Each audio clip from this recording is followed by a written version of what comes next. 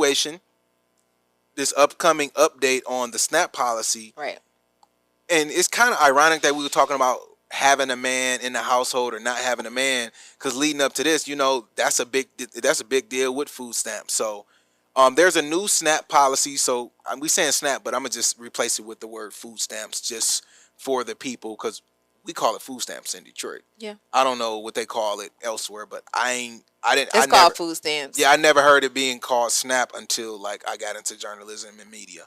But new food stamp policy is requiring 80 hours per month of work, school, or volunteer hours, and this excludes previous exemptions like if you're homeless and you're receiving it, if you're a veteran, if you're aging out of foster care, which were big exemptions. Yes. Because the idea that how are you it makes sense that you're homeless and you can receive food stamps and things like that.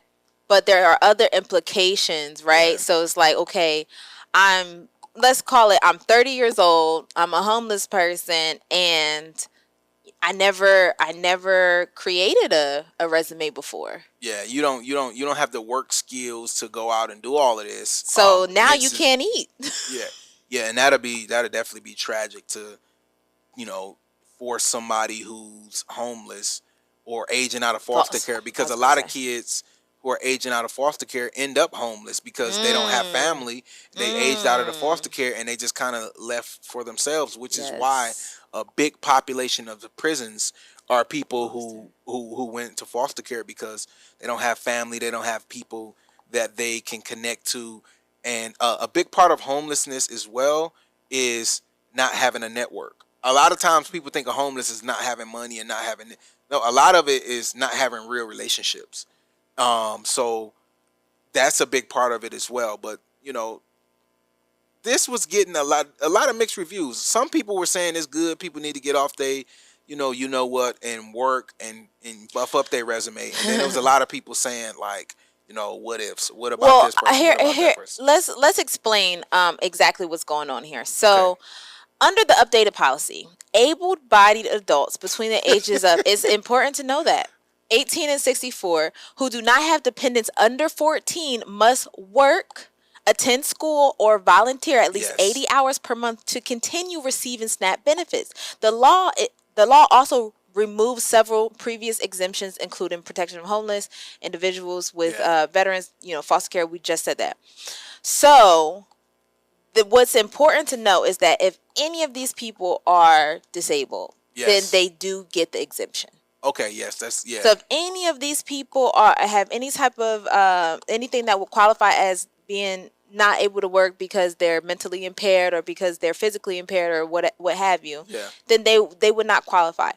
Now, I do think that it's a little bit misleading because, and you can correct me if I'm wrong, aren't you already required to have to work to get or to keep food stamps? I don't think so. I never had food stamps. I grew up on food stamps, so I don't know if my parents or my guardians, whoever, was required to work or whatever, but they did work.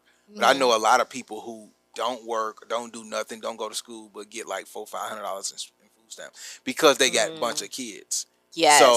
I know a lot of people who just sitting around that don't work, and maybe they lying on the application. That's possible. I was gonna say, yeah, I don't know of a policy that requires you to work, especially a specific amount of hours, like 80 hours per month. Yeah. I don't. Well, maybe not required. Some people work. This is prior to the update. Yeah, people work and receive food stamps. And still have food stamps. Yes. So it's interesting to me that now that's a requirement when that has been people's lives for so long that I do work and I need food stamps. It's a lot of people, who are underpaid. No, when you do work, I believe it might reduce the amount you get. So it incentivizes a lot of people to be lazy. Well, here's the thing. If I am working at Wendy's and I'm getting a certain amount of money. Right. And I don't really have it to cover rent and food. And so I'm working at Wendy's. I apply for food stamps. And now I'm getting more money because I have the food stamps to supplement the food. And then I can pay my bills with my Wendy's check. Right. So I don't think it's a situation where like I'm already working, so I'm not incentivized not to work. But I think I see what you're saying. Like, if I don't work, then I can get more food stamps, and then I can still eat, have, I don't know, whatever people want. So a lot of policy experts. So I could quit my job. A lot of policy experts are warning that the changes will lead to like one of the largest reductions in food stamp benefit, in the program's history.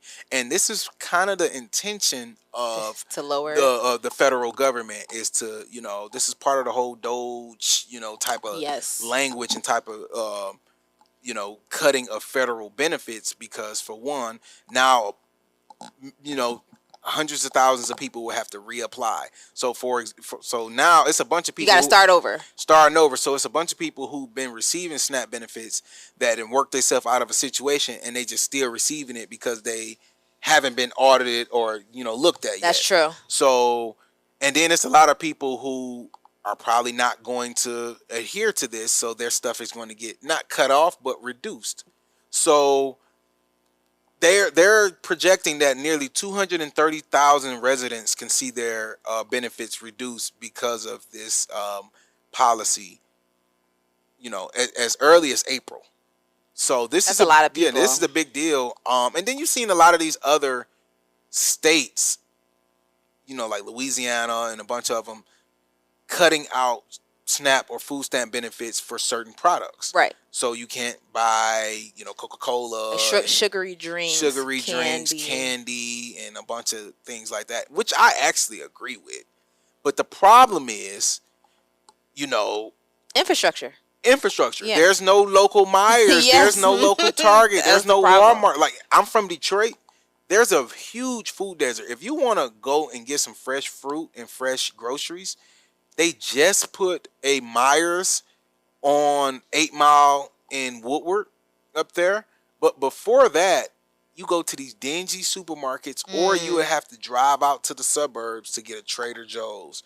You have to drive out to get a Whole Foods. They just put one, well, not just, because they've been down there before I left. So it was in like 2016, 2015, they put a Whole Foods downtown, in like the Midtown, downtown area. But the fact that I know where the Whole Foods is at, or where the Myers is at, lets you know there's not a lot of them. Right. Like, think about like a Publix here in Atlanta. You can think of 10 Publix. Yeah, I was gonna say there's in always Detroit. You can only think of a few grocery stores. It's a food desert. So now you don't want me to use my stuff for chips, food, and all of that. So I only can locally get to the liquor stores. I only can get to these small places that sell this stuff. So I don't disagree with the policies, but I do think it. What is it? You cut off the head of the snake, and it's three kind of more victim appear. blaming a little bit. I think it's victim blaming, but I also think people are going to get their stamps however they can. So you have to work 80 hours if you don't have any minors. That's just going to incentivize people to have more children. Like, you know what I mean? And so I think... And poor people love having kids. They're going to have some kids. Boy. So they're already in a position where I feel disempowered. I don't feel like I can't... And not for nothing, a lot of Black people, they don't like to go to the doctor. They don't like to get diagnosed. I don't know about you, but I was raised in a household where you don't want no papers put on you. For real. Like, if you a little off, hide it. Real bad. Unless you can get some, it's people that get checks and get money for stuff like that. That's true too, but they don't want to do the real work. They might have. No, I was gonna say it's a lot of people who, and then their kids could get help and become great adults and get over that issue. But a lot of times people hide it when you might have a son or a daughter that has a disability or issue. A lot of people hide that. It's a lot of people. I was going to say that, because how many households do you remember going into and you're like, and then an adult's like, oh, ain't nothing wrong with him. He just don't like the light. Okay. Yeah. Like, oh, he just don't like loud music. It's like, get him checked out. Like, stop playing. So I also think too, like, but it's also a lot of overdiagnosis too.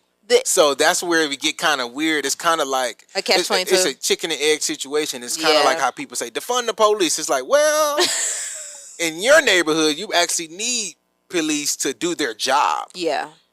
But then you get more police, and then they start the police brutality. So it's kind of like, do you need more police or less police?